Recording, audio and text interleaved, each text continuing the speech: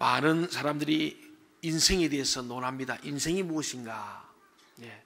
인생은 어디로 와서 어디로 가는가? 그렇게 질문합니다만은 인생은 해석이다 이렇게 말하고 있습니다. 우리 인생도 우리의 살아온 인생 여정의 역사 아니겠어요? 과거, 현재, 미래가 있는데 이에이치 카라는 역사학자는 역사란 무엇이라는 책에서 인생은 해석이라고 그렇게 말하고 있습니다. 그렇습니다. 나의 과거를 어떻게 해석하냐에 따라서 현재가 웃을 수도 있고 울 수도 있고 우리의 마음이 밝을 수도 있고 어두울 수 있습니다. 많은 사람이 과거의 인생을 한탄하고 우리 부모님을 원망하고 내 가슴에 있는 상처를 치유하지 못해서 그걸 끌어안고 사는 과거의 메인 인생이 참 많습니다.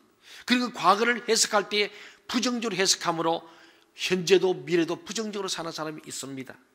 그런가 하면 이 역사를 바라볼 때에 그 역사를 긍정적으로 해석할 때 그의 인생은 밝게 된다는 사실을 말해주고 있습니다. 그렇습니다. 어떠한 마음가짐으로 해석하냐에 따라서 인생이 달라지는 거예요. 똑같은 사안을 보면서도 해석하기 나름이에요. 오늘 우리 말씀을 들으면서도 긍정적으로 은혜를 받는 사람이 가면 부정적으로 은혜를 받지 못한 사람이 있을 수도 있습니다. 우리 한국의 최고의 법관들이 모인 헌법재판소에 가도요, 헌법을 해석할 때 동일하게 해석하지 않습니다. 어떤 법관은 이렇게 바라보기 때문에 자기 입장이 있고 또 이렇게 바라보는 거예요. 그렇잖아요. 통진당을 해석할 때도 거기에 한 분은 반대를 했습니다. 다른 다 뜻이 있다는 거죠. 예, 그게 좀 더 자유로웠더라면 아마도 다수와 소수가 상당히 갈라질 수 있습니다. 의견은 다 다를 수 있는 거예요. 같은 법을 보고 같은 최고의 법학자들이고 법관들이 불구하고 다르게 해석됩니다. 재판도 똑같아요. 저는 합의체가 쉽지 않습니다. 각자가 보는 게. 그래서 모든 학설에는 다수설이 있고 소설이 있고요. 또 상당히 일치하면서 통설이 있고 절충설이 있는 거예요. 맞습니다. 무엇 때문입니까? 인터프리테이션, 이 해석이 있다는 거예요. 어떻게 해석하냐에 따라서 전혀 다른 거예요. 여러분의 인생의 과거도 어떻게 해석이 달라요. 우리 형제 5남매가 우리 부모님을 해석하는 게 달라요. 어떤 사람은 부모님에 대해서 굉장히 긍정 해석해서 그 인생이 참 감사함으로 차인 사람이 하면은 불평에 있는 감사하지 못하는 사람도 있습니다. 그런데 감사하는 인생은 삶이 밝게 펼쳐집니다. 그러면 그것이 불평, 원망하고 후회하는 사람은요, 인생이 자꾸 꼬여든 것을 보게 됩니다. 그렇습니다. 여러분, 한 해를 보낸 이때 여러분은 어떤 마음의 자세를 가지고 계십니까? 우리가 감사하는 마음으로 인생을 긍정적으로 해석하면 하나님께서 우리를 1년 내내 축복해 주시고 보시는 것을 감사하게 됩니다. 그러나 부정적으로 해석하면 원망과 불평과 단식 속에 빠질 수밖에 없습니다. 우리는 한 해를 보면서도 우리나라에도 세월호 사건 때문에 올 한 해 다 우중충하고 칙칙하고 슬프고 어둡고 답답한 한 해를 보냈지 않습니까? 정치, 경제, 사회, 문화 모든 영역에서 다 이런 문제로 묶여졌습니다. 그렇습니다. 하나님 앞에 감사하는 마음을 가지고 한 해를 보낸 사람은 행복한 사람이고 복받은 사람입니다. 뭐가 있어서가 아니라 우리 마음가짐과 해석에 따라서 행복할 수도 불행할 수도 있는 말씀이죠. 그렇습니다. 지난 1년 동안 우리 국내외적으로, 교회적으로, 가정적으로, 개인적으로 여러 가지 크고 작은 어려움이 있었습니다. 그럼에도 불구하고 하나님께서 지금까지 우리를 지켜주신 하나님의 은혜에 감사하실 수만 있다면 우리는 성공적인 삶을 살아온 줄로 믿습니다. 저는 그렇게 되기를 소망합니다. 여러분, 우리가 인생을 살 때 해석할 때도 좋게 해석이 좋아요. 그걸 스스로 나쁘게 부정적으로 해석해서 불행을 스스로 안고 갈 이유가 없습니다. 이미 지나온 건 어떻게 할 수가 없잖아요. 그렇다면 그 부분은 하나님께서 때로는 그럽니다. 이전 것은 지나갔으니 보라 새 것이라고 말했거든요. 이전 것에 대해서 매이지 말고 과거 지향적이 아니라 미래 지향적 삶을 사는 저와 여러분 되길 바랍니다. 지난 한 해에 어려운 일이 있었다 할지라도 이는 역사의 뒤안길로 보내야 합니다. 그리고는 새로운 새해를 바라보면서 이제는 긍정적인 해석하면서 내 마음과도 밝은 마음을 가지고 출발할 수 있는 저와 여러분 되기를 바랍니다. 오늘 우리 본문의 말씀은요, 지금부터 한 3000년 전 이야기입니다. 예수님 오시기 전 한 1000년 전 얘기니까 지금 2000년 합치면 한 3000년 전 이야기입니다. 사무엘 시대 이야기죠. 오늘 이 말씀을 보면요, 사무엘 선지자와 이스라엘 백성들이 큰 어려움 속에서 하나님의 기적을 통해서 도움을 받았던 체험을 그들은 간증하고 그것을 역사로 남겨놓고 기념비를 세웠던 사건이 오늘 본문의 말씀이에요. 저는 한 해를 마감할 때마다 이 에베네셀 하나님이 여기가 도시다 이 말씀, 저는 거의 연말에 이 말씀을 계속 반복해서 드리고 있습니다. 왜? 이 말씀은 우리가 두고두고 기념하라고 돌로 세우는 말씀이고, 이 말씀은 계속 반복해서 드려야 될 말씀이기 때문에 그렇습니다. 오늘 3절 4절 앞에 보면은요, 이스라엘 백성들이 가나안 땅에 드디어 천신만고 끝에 40년의 광야생을 끝내고 드디어 여호수아와 함께 가나안에 들어가서 적과 군대에서 정착하게 됩니다. 그리고는 하나님 말씀대로 살아야 되는데 그들은 그러지 못하고 얼마 되지 않아서 바알과 아스토롯이라는 우상을 숭배하며 살았다는 거예요. 그래서 하나님 옆에 우상을 숭배함으로 하나님을 떠나버린 죄를 범했습니다. 그래서 그들이 결국은 스스로 고난을 자초해서 블레셋 군대가 그들을 쳐들어온 사건이 오늘 본문의 말씀이에요. 그래서 재산을 잃어버리고 식량도 잃고 가족을 잃는 큰 전쟁의 고통 속에 들어갔던 그런 내용입니다. 그러나 하나님께서는 주의 종을 통해서 하나님 말씀을 계속 전파했습니다. 무슨 말씀입니까? 사무엘 선지자는 우상을 버리고 돌이켜 신앙을 회복하자는 신앙개혁 운동을 벌였습니다. 그때 이 말을 듣고 그들이 미스바에 모여서 회개 운동을 벌이는 내용이 오늘 본문에 있습니다. 그래서 미스바로 다 모이라, 우리 함께 하나님 앞에 우상 숭배를 회개하자, 대각성 운동을 벌이자, 큰 심정 부흥을 한 거예요. 이 말을 들은 블레셋 군대가 잘 됐다, 저들이 금식하면서 성례를 벌였으니까 이때 우리가 쳐들어가면 저들이 무방비 상태에서 승리하겠다 해서 블레셋 군대가 막 쳐들어옵니다. 이때 다급해진 백성들이 사무엘에서 막 얘기를 합니다. 사무엘 선지자여, 우리를 위해서 기도해 주세요. 우리는 우상숭배 범죄에서 하나님께 기도할 자격도 없으니 당신이 하나님과 친하고 하나님과 통하는 사람이니 당신이 우리에서 기도를 쉬지 말고 제발 좀 기도해 주세요. 우리에서 기도해 달라고 요청합니다. 그래서 사무엘이 알았다면서 같이 기도하자고 온 백성과 함께 미스바에서 주님 앞에 기도합니다. 부르짖어 기도했습니다. 그래서 하나님의 큰 우레가 발하에서 블레셋 진영을 어지럽게 하니까 그들이 막 벼락과 천둥과 우박이 드시고 우레 소리가 나니까 이들이 혼란이 온 겁니다. 그때 이스라엘 백성들이 들어가서 다시 반격해서 이들을 다 물리칠 뿐만 아니고 빼앗겼던 영토를 회복하고 모든 식량과 가족을 다 찾아 하나님께 감사하게 된 것이 오늘 10절 11절에 잘 나타납니다. 이에 그들은 에베네셀 하나님께서 여기까지 우리를 도우셨습니다 하는 신앙 고백, 간증을 담아서 기념비 돌을 세웠다는 내용이 오늘의 본문의 말씀이죠. 여러분, 우리는 하나님 앞에 한 해를 보내면서 하나님 올 한 해도 하나님의 은혜 가운데 살았습니다. 신앙의 간증과 고백이 있기를 바랍니다. 이게 중요한 거예요.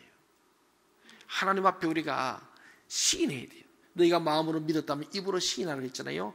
입으로 시인하기 중요합니다. 하나님 정말 은혜 감사합니다. 입으로 시인하고 주님 앞에 우리가 예물을 드리는 이 하나님 앞에서 진정한 감사가 있어야 한다는 거죠. 오늘 그 말씀을 우리가 보면서 하나님께서 여기까지 도우셨다는 말씀을 가지고 은혜를 나누고자 합니다. 여러분, 하나님의 도우심을 경험하고 목도하고 체험하려면 어떻게 해야 되는가? 오늘 이 3,000절의 말씀이 오늘 저와 여러분에게 주시는 말씀인 줄 믿고 이 말씀대로 승리할 수 있기를 바랍니다. 첫째는 보니까 기도해야 한다는 거예요. 오늘 본문 7절 8절 말씀을 읽어보겠습니다. 7절 8절 사무엘상 7장 7절과 8절입니다. 시작. 이스라엘 자손이 미스바에 모였다 함을 블레셋 사람들이 듣고 그들의 방백들이 이스라엘을 치러 올라온지라. 이스라엘 자손들이 듣고 블레셋 사람들을 두려워하여 이스라엘 자손이 사무엘에게 이르되 당신은 우리를 위하여 우리 하나님 여호와께 쉬지 말고 부르짖어 우리를 블레셋 사람들의 손에서 구원하시게 하소서 하니. 예, 실로 이스라엘 백성들의 위기의 순간에, 어려운 순간에 하나님께 기도했다는 겁니다. 여러분들도 위기와 어려움에 봉착했을 때, 두려움과 공포가 엄습했을 때 하나님 앞에 기도하시기 바랍니다. 기독교는 기도하는 종교예요. 기도를 쉬지 않고 해야 됩니다. 그래서 바울 사도도 데살로니가서 5장 17절에 보면 쉬지 말고 기도하라고 말합니다. 항상 기뻐하고 범사에 감사하려면 쉬지 말고 기도할 때에 우리가 기쁨과 감사가 주어진다는 말씀이죠. 이것이 그리스도 예수 안에 늘 행하신 하나님의 뜻이라는 거예요. 하나님의 뜻은 항상 기뻐하고 쉬지 말고 기도하고 범사에 감사하는 것이 하나님의 우리 행하신 뜻인 줄로 믿으시기 바랍니다. 문제가 일어났습니다. 이때도 기도하지 않는 사람은 하나님 믿지 않는 거예요. 왜 기도하지 않습니까? 기도하면 되는데 왜 기도하지 않을까요? 하나님을 믿지 않는 거예요. 기도하지 않는 것은 하나님을 믿지 않는 것이고 의리하지 않는 거예요. 하나님을 무능력적으로 보는 거예요. 여러분이 무시로 기도한 줄 압니다만 저는 바라기는 이 한 해를 보내면서 나는 얼마나 기도했는가 한번 돌아봐야 됩니다. 기도해야 기적이 있습니다. 저는 늘 기도합니다만 우리 신앙의 오기, 신앙의 정말 우리가 에너지가 뭐냐면은 기적을 기대하면서 기쁨으로 기도하고 기다리는 겁니다. 무슨 일인지 만나면은 하나님께서 하실 기적을 기대하면서 기대감을 가지고 기쁨으로, 왜? 기대하니까, 될 것을 믿으니까 기쁜 거예요. 그래서 미리 앞당겨 감사하고 선불 감사하고 기뻐하면서 기도하고 기다리면은 때가 되면 이럴 줄로 믿습니다. 오늘 블레셋 치들었을 때 미스바에서 기적을 기대하면서, 왜? 이 블레셋 군대와는 싸울 수 없어요. 블레셋 군대는 철제 무기로 무장한 강력한 군대입니다. 이 히타이트 족속과 같은 거예요. 철기 문화가 다른 쪽에는 지금 말이죠, 몽둥이 들고 사는데 그는 쇠덩어리 들고 올 거예요. 그는 칼과 창을 갖고 오고 정말 철마를 타고 오는 거예요. 도저히 싸울 수가 없는 겁니다. 그럼에도 불구하고 이스라엘은 하나님이 하실 줄 믿고 기적을 기대하면서 하나님께 부르짖고 기도하기 시작한 거예요. 이게 기적을 기대하면서 주실 것을 믿고 감사하고 기뻐하면서 기도하고 기다린 겁니다. 기다릴 때 하나님이 그의 우레를 바라셔서 결국 이 블레셋 군대를 흩으시는 하나님의 역사를 목도하게 됐지 않습니까? 뭘 통해서? 기도해야 되는 거예요. 한번 겸손히 따라합시다. 기도해야 됩니다. 한번 옆 사람 인사하면 기도합시다. 입으로만 하면 안 돼요. 몸으로 기도해야 됩니다. 정말 기도해야 돼요. 오늘 보지만요, 쉬지 말고 기도 좀 해달라고 부탁하잖아요. 사무엘에게. 주의 종만 기도하는 게 아니고 백성들이 함께 기도한 거예요. 기도해야 되는 거예요. 저는 그래서요, 우리 교회 모든 성도들이 기도하는 사람 되길 바랍니다. 염려하지 마시고요, 기도하시기 바랍니다. 사무엘 선지자는 사무엘상 12장 23절에서 나는 너희를 위하여 기도하기를 쉬는 죄를 여호와 앞에 결단코 범하지 아니하고, 이래 말해요. 저는 이 말씀 볼 때마다 저는 목사로서 늘 이 말씀을 명심합니다. 나는 여러분을 위해서 기도하기를 쉬는 죄를 여호와 앞에서 결단코 범하지 아니하기를 원합니다. 그렇잖아요. 목사는 당연한 거예요. 그거 하라고 목사 세우는 거예요. 근데 목사님만 기도해야 되냐? 장로님은 안 해도 됩니까? 똑같아요. 이거는 장로님도 나는 성도를 위해서, 우리 교구를 위해서 기도하기를 쉬는 죄를 여호와 앞에 결단코 범하지 않겠다 결심하시기 바랍니다. 우리 군사님은, 안수사님은 똑같아요. 여러분 모두가 똑같아요. 한번 따라합시다. 나는 여러분을 위해서, 너희를 위해서 기도하기를 쉬는 죄를 하나님 앞에 결단코 범하지 않겠습니다. 그 마음을 꼭 가지십시오. 지금부터 그 마음을 가지고 셀 리더는 셀론에서 그 기도하는 일을 쉬면 안 됩니다. 우리 찬양대 대장님, 지휘자는 전부 다 찬양대 오셔서 기도해야 돼요.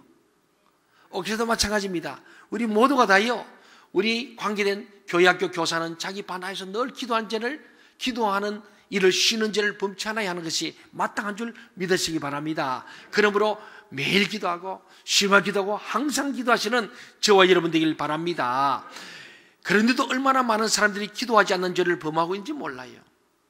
그래, 저는 그래요. 좀 기도합시다. 지금 기도할 때입니다. 자신과 가정과 교회 민족. 보면은요, 목사님이 기도 부탁하면 자기는 안 해. 그러면 안 됩니다. 오늘 사무엘이 기도 부탁했잖아요. 백성들 사무엘만 기도 간 게 아니에요. 사무엘이 같이 기도하자 해서 미스바에 다 모인 거예요. 온 백성들이, 온 가족이 나와서 사무엘과 함께 번제기제를 드리면서 막 기도하는 거예요. 그걸 보고 벌써 온 백성들이 금식하며 전부 다 기도한다고 모였으니 나라가 텅텅 빈 거예요. 그러니 쳐들어가자는 겁니다. 그 정도로 모든 사람이 다 미스바로 다 모인 거예요. 함께 더불어 기도, 사무엘만 기도한 게 아니고 온 백성이 함께 금식하며 하나님 앞에 회개기도한 거예요. 대심령각성 부흥회를 한 거예요. 저만 기도하기 아니라 여러분 모두가 함께 기도해야 될 줄 믿습니다. 자신의 문제를 남에게 기도 부탁만 하면 끝난 게 아니고 내가 기도해야 돼요. 내가 기도하고 거기다가 다른 사람들이 기도를 도우기를 바라야지, 나는 안 하고 남들 돕는 거, 그 기도는 무효예요. 왜? 받을 준비가 안 됐기 때문이죠. 사랑하는 여러분, 우리는 자녀들의 장래를 놓고 걱정 근심하지 말고 먼저 하나님 앞에 나와 기도하시기 바랍니다. 직장과 사업장의 불황을 놓고 걱정 근심하지 말고 하나님 앞에 나와서 기도하시길 바랍니다. 기도는 하나님을 만나게 하는 길입니다. 기도를 통해서 하나님 역사가 나타나는 겁니다. 기도하여 하나님의 구원을 체험하는 여러분이 되시길 바랍니다. 예, 이번 성구 영신 예배도 와서 기도하십시오. 또 신년 우리 새벽 기도도 나와 기도하십시오. 1년 365일 일평생 주님 부르시는까지 기도하시는 저와 여러분 되기를 주 이름으로 축원합니다. 두 번째 보니까 예배를 드려야 한다는 거예요. 예배가 중요합니다. 오늘 본문 9절 한번 읽어볼까요? 9절 말씀 시작. 사물이 젖 먹는 어린 양 하나를 가져다가 온전한 번제를 여호와께 드리고 이스라엘을 위하여 여호와께 부르짖음에 여호와께서 응답하셨더라. 여러분, 응답받는 기도의 비결이 어디인지 아십니까? 사무엘은 기도할 때 그냥 기도하지 않고 하나님 앞에 온전한 번제를 드렸다는 거예요. 온전한 번제가 무엇입니까? 하나님 앞에 자신을 온전히 드리는 것, 충성하는 것, 온전한 헌신을 말합니다. 입으로만 주여 주여 하는 것이 아니라 하나님, 내 몸과 내 마음과 인생과 내 모든 은사와 재능과 물질과 생명을 이 모든 하나님께 바치니 영광을 받아달라는, 이것이 온전한 번제의 제사입니다. 이 번제가 필요한 재물이 있는 거예요. 하나님은 이런 헌신의 기도를 응답하십니다. 하나님은 예물을 드리며 예배하는 자에게 강림하여 복을 주시고 말씀하시는 거예요. 하나님 앞에 물질로 인해 인색한 사람 되지 마시기를 바랍니다.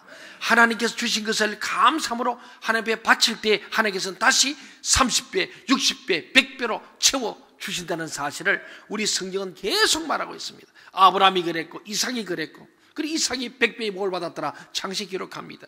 야곱도 그랬습니다. 요셉도 그랬어요. 하나님 앞에 우리 인색하지 말아야 한다는 사실입니다. 하나님 앞에 맨입으로 아니고 맨손이 아니고 입으로만 아니라 하나님께 귀한 예물 드리면서 온전한 번제를 드릴 때 하나님이 기뻐 받으시고 하나님 몇백 배로 채우시는 은혜를 경험했다는 거예요. 이 예배입니다. 예배는요, 우리는 시간 예배 때마다 내 마음과 내 정성을 다 드리는 거예요. 드리는 예배예요. 그래서 예배는 보는 게 아니고 예배는 드리는 거예요. 한번 따라합시다. 예배를 드립시다. 우리가 말로 하더라도 조심해야 되는데, 우리 예배 보러 가자. 예배는 구경하러 보는 게 아니고, 이게 맞고 틀린 거 아니고, 예배는 드리는 거. 어떻게? 내 마음과 내 정성을 드리고 예물을 드리고 내 모든 시간과 모든 것을, 생명을 드리는 거예요. 이 드리는 예배, 이 헌신의 예배를 드릴 때에 하나님께서 오늘 사무엘이 그냥 모여서 기도한 게 아닙니다. 아주 송아지 한 마리를 잡아서 번제 제물 드리면서 온 백성들이 거기에 물을 붓고 거기다가 하나님 앞에 기도합니다. 그때 하나님이 기도를 들으셨다는 사실이에요. 우리가 예배하기를 기뻐하시길 바랍니다. 예배 너무 중요합니다. 제가 근데 예배 드릴 때는요, 제물은 어디에 올려져야 됩니까? 제단에 올려져야 됩니다. 여러분, 우리 유교적으로 제사 드릴 때도 제물은 부뚜막이 있습니까? 마루에 있습니까? 제단 상 위에 있습니까? 아시죠? 예. 그렇습니다. 제물은 제단 위에 올려드려야 돼요. 그래서 우리 예배 드릴 때는 여러분이 제물입니다. 우리 죽어야 되는데 거룩한 산제물 드리는 거예요. 왜? 우리 주님께서 우리 대신에 제물이 되셔서 우리는 죽지 않고 살아 드리는데, 우리가 가능하면 앞자리에 좋은 자리에 열심히 참여하세요. 가까이 오세요. 제단 가까이 오셔야 됩니다. 주님을 가까이, 말씀을 가까이, 강단을 가까이로 자꾸 오시는 거 중요한 거예요. 할수록 우리 2층에 계신 분들은 1층 오기를 정말 바래요. 그래 꽉 차면은 올라가면 좋겠어요. 제가 근데 2층에 한번 올라가 보니까 자리가 좋더라고. 지난번 청년 우리 이게 컨퍼런스 여름에 한데 보니까 자리 꽉 차가지고 제가 2층에 한번 올라가 봤습니다. 올라가 보니까 제 아내하고 앉아가, 아이고 사람들 자꾸 2층 올라오는구나. 좋긴 좋네. 이 밑에 아무도 안 보이고 오직 강단하고 딱 보니까 주님만 보이는 것 같아. 좋긴 좋은데, 그래도 우리가 재물은요, 내 좋은 데 가는 게 아니고 놓여지는 장소에 가는 거예요. 우리 자녀들 앞에 다 앉으셨잖아요. 여기 자녀들이 여기 다 앉아 계신데 혼자 저 뒤에 가시는데 걱정돼요. 저도 시험 들었나. 그렇잖아요. 하소서 가까이 앞전에서 록펠러의 어머니 그랬다잖아요. 예배 때 맨 앞자리에 앉아라. 11조 철저해라. 주일 성수해라. 주의 종을 잘 섬기라. 굉장한 그 교회를 많이 세워라. 그 유언적 예를 듣고 그들했더니 하나님께서 오늘 말씀처럼 거룩한 산점을 드렸더니 하나님께서 그를 번지로 받아서 좋은 일을 많이 하고 기도 학교를 많이 세웠거든요. 그렇습니다. 오늘 보니까 우리는 기도해야 되고 예배를 잘 드려야 할 줄 믿습니다. 올 한 해도 여러분이 잘했습니다. 새해는 예배에 성공하리라. 예배의 감격에 빠지라. 예배 때만 내가 죄 사함 받고 은혜 받고 큰 하나님의 복을 받겠다 결심하시기를 바랍니다. 예배 드릴 때 하나님께서 오늘 에베네셀 익사 주셨습니다. 세 번째입니다. 10절 11절 말씀을 같이 한번 읽어보겠습니다. 시작. 사무엘 번제를 드릴 때 블레셋 사람들이 이스라엘과 싸우려고 가까이 오매 그날에 여호와께서 블레셋 사람에게 큰 우레를 발하여 그들을 어지럽게 하시니 그들이 이스라엘 앞에 패한지라. 이스라엘 사람들이 미스바에서 나가서 블레셋 사람들을 추격하여 백갈 아래에 이르기까지 쳤더라. 예, 하나님께서 우레를 발해가지고 이 블레셋 군대가 혼비백산되게 한 거예요. 그 혼란 틈에서 이스라엘 군대가 약하지만 가서 그들을 아주 정말 고양이가 쥐를 잡을 때 다 잡았다는 겁니다. 그래서 승리한 거죠. 출애기 17장에 가봐도 비슷한 얘기 나옵니다. 여호수아가 저기 나와서 가나안 족속을 막 아말렉과 전쟁을 칩니다. 그런데 보니까 어떤 때는 승리하고 어떤 때는 패배하는 거예요. 가만히 보니 뭐냐? 산에서 기도하는 모세의 손이 들어서 기도할 때 기도의 손이 올라갔을 때는 이기고 내려오니까 패배하더라는 거예요. 그걸 본 아론과 홀이 안 되겠다 해서 오른쪽 왼쪽에 아론과 홀이 이 모세의 손이 안 들어도 기도의 손을 높이 같이 받쳐줬다는 거예요. 그리고 손을 들고 있으니 계속 승리해서 아말렉을 진멸했더라. 그게 출애기 10장에 나오는 얘기입니다. 싸우는 사람이 가면 그 뒤에서 기도하는 사람이 있다는 거예요. 우리는 하나님 앞에 이 기도의 손을 내리지 않도록 계속 기도해야 될 줄 믿습니다. 목사님의 기도의 손이 안 들어도 여러분이 함께 기도하고 우리 장로님들의 기도의 손이 안 들어도 계속 기도하는 거예요. 여러분 그래서요, 목사님 기도하면 목사님 기도 열심히 하면 좋겠습니다. 그러세요. 우리 교장 장로가 새벽기도 안 오던 장로님 기도하러 나오세요. 문자 좀 보내세요. 그게 기도의 손을 들어주는 거예요. 왜? 그 손이 내려오면은 목사님이 기도 안 하면은 우리 성도들이 패배합니다. 우리 교구장이 기도 안 하면 교구가 패배하는 거예요. 셀리도 기도 안 하면 셀이 패배하는 거예요. 그게 출애기 10장의 말씀이 보여주는 교훈입니다.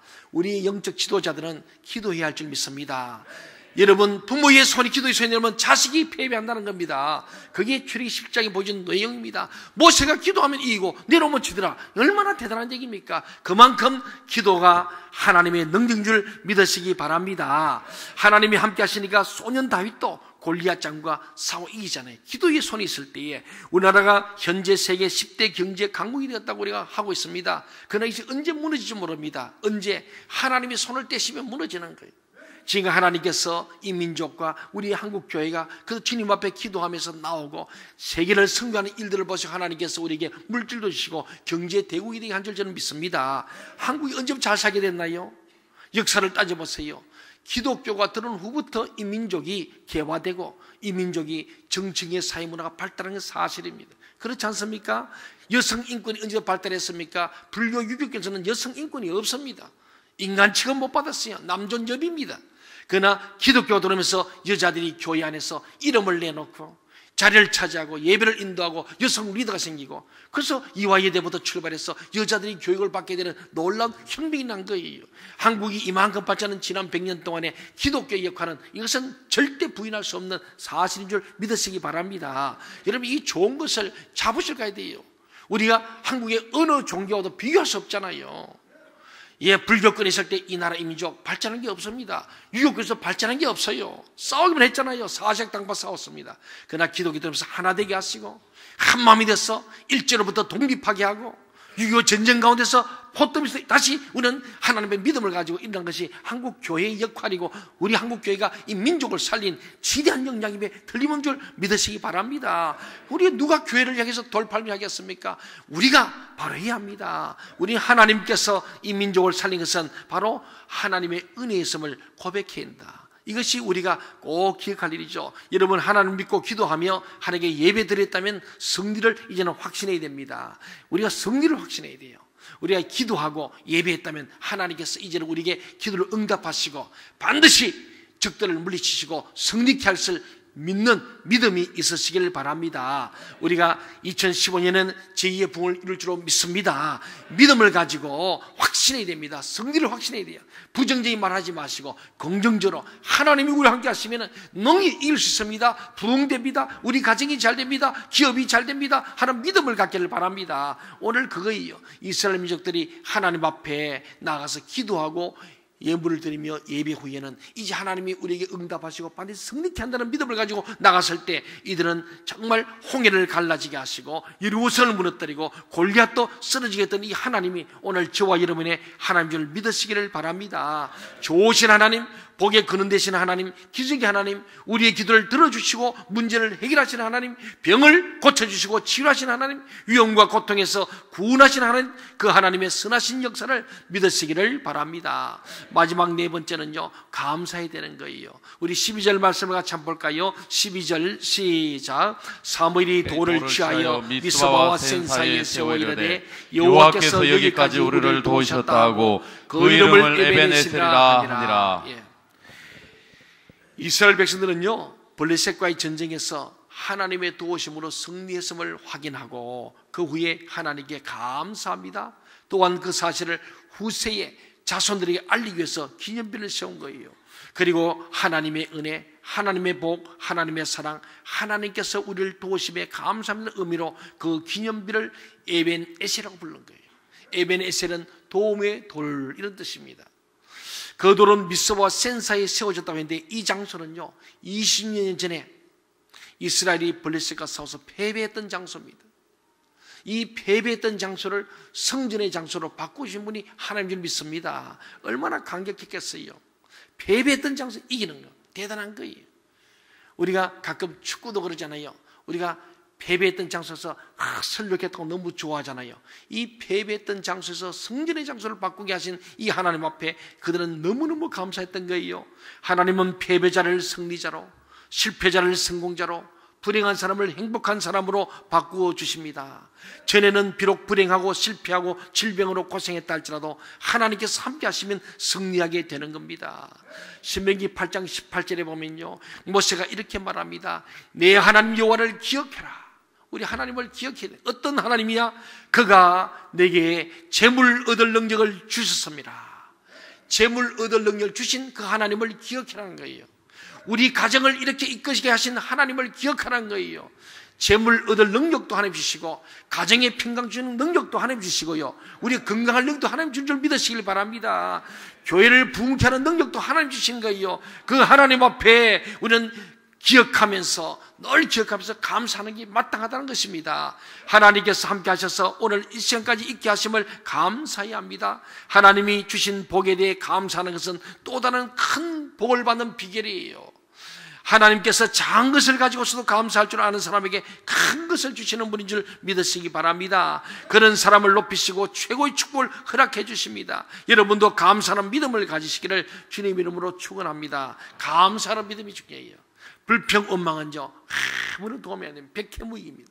우리는 늘 어떤 상황에서도 지금까지 지켜주시고 보호하신 하나님께 감사하고 여기까지 우리를 도우신 하나님께 감사하고 자꾸 감사하면 더 감사할 조건이 많아질 줄로 믿습니다. 이제 말씀을 마치겠습니다. 사랑하는 성도 여러분, 2014년이 가고 있습니다. 이 마지막 송년주일에 저는 이런 부탁드리고 싶습니다. 늘 하나님을 찾으시기 바랍니다. 하나님을 찾으러 교회에 나오고 예배 드리시길 바랍니다. 저 아바 기도의 집에서 기도하시길 바랍니다. 늘 하나님께 기도하시길 바랍니다. 늘 하나님과 함께 하시길 바랍니다. 하나님이 함께 하시면 복 있는 사람이 됩니다. 하나님 말씀에 순종하면 형통한 사람이 됩니다. 하나님이 함께 하시면 승리하는 삶을 살 수 있습니다. 그러므로 한 해를 보내면서도 하나님과 함께하고 새해를 맞이하면서도 하나님과 함께 하시길 바랍니다. 임마누엘의 신앙입니다. 하나님과 함께하는 사람, 거기에 하나님이 여러분을 도우시고 여러분과 함께 하시고 여러분을 승리케 할 줄 믿습니다. 늘 하나님을 생각하고 하나님과 함께함으로 하나님의 지혜, 하나님의 능력, 하나님의 권능, 하나님의 복을 받으시기를 간절히 소망합니다. 기도하겠습니다.